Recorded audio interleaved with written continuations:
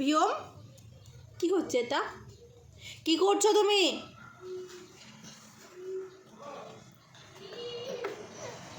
এই যে পাপা কিন্তু বকু দেবে। এই কিছু বলো। এই কি হচ্ছে? কি হচ্ছে বাবা?